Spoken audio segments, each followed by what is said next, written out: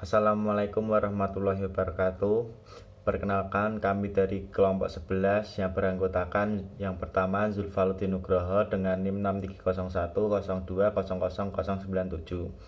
Yang kedua Nur Aini dengan NIM 63010202098. Yang ketiga Harisma Harisandi 63010202099. Di sini kami akan sedikit membahas tentang aspek sumber daya insani lembaga keuangan syariah.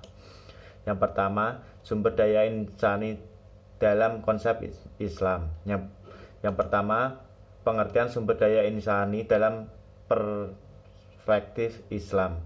Sumber daya insani dalam perspektif Islam yaitu ciri-ciri sumber daya insani menurut Islam dan mempunyai sifat keislaman serta dapat menjunjung tinggi nilai keislaman.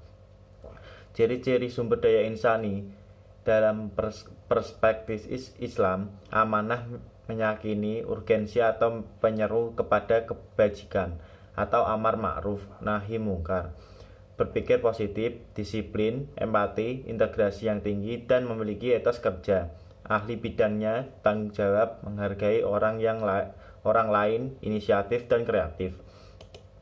Selanjutnya, etos kerja dalam Islam. Etos kerja Islam dapat diartikan sebagai keaktifan yang dilakukan seorang muslim dengan mengarahkan segala kemampuan yang dimilikinya untuk mengaktualisasikan dirinya sebagai hamba Allah, yang melahirkan hasil pekerjaan yang terbaik dan bermanfaat tidak hanya untuk dirinya tapi juga untuk orang lain. Materi selanjutnya yaitu untuk perencanaan dan analisis sumber daya insani. Perencanaan sumber daya insani merupakan perkiraan kebutuhan pekerja di masa yang akan datang, baik kualitas maupun kuantitasnya. Merencanakan orang-orang yang mengerjakan berbagai tugas dan pekerjaan dalam organisasi maupun perusahaan. Lalu analisisnya yaitu ada dua, ada analisis arus kerja dan analisis jabatan. Arus kerja ini adalah alat bagi manajer untuk memahami semua tugas yang dibutuhkan dalam menghasilkan produk yang berkualitas. Kalau untuk analisis jabatan apa ya? Kalau jabatan itu pola dari tugas-tugas pekerjaan yang tanggung jawab dapat dikerjakan oleh seseorang.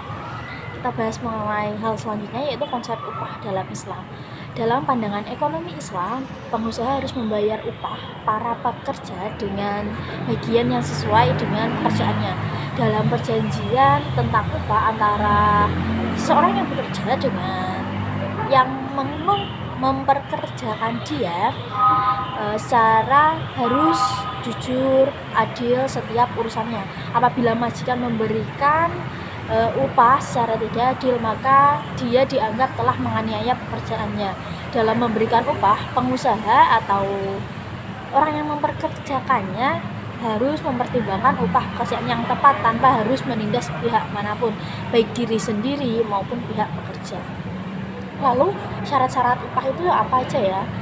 Syarat-syarat pemberian upah itu ada 8. Di sini saya akan menjelaskan 6 dan selanjutnya akan dijelaskan teman saya ada 2.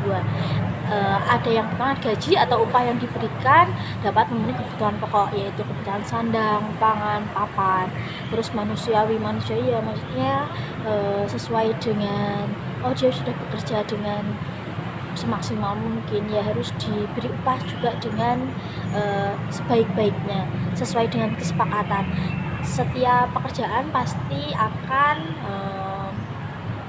memiliki kesepakatan antara kedua belah pihak mengenai upahnya. Jadi sebagai pengusaha kita harus memberikan upah yang sesuai dengan kesepakatan di awal.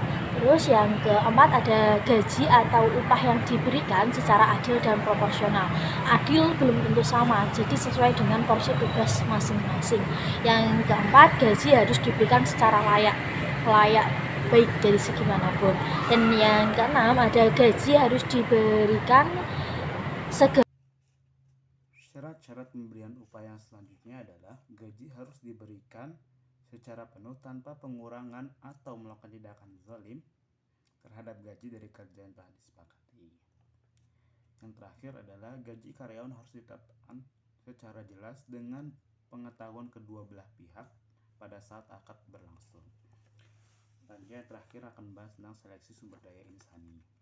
Seleksi merupakan kegiatan dalam manajemen sumber daya insani yang dilakukan setelah proses rekrutmen selesai dilaksanakan. Ini berarti telah terkumpul sejumlah pelamar yang memenuhi syarat untuk dipilih. Proses seleksi ini dimulai ketika pelamar melamar pekerjaan dan diakhiri dengan keputusan penerimaan. Mungkin sekian pembahasan dari kelompok kami. Apabila ada kurangnya kami mohon maaf. Sekian, terima kasih. Wassalamualaikum warahmatullahi wabarakatuh.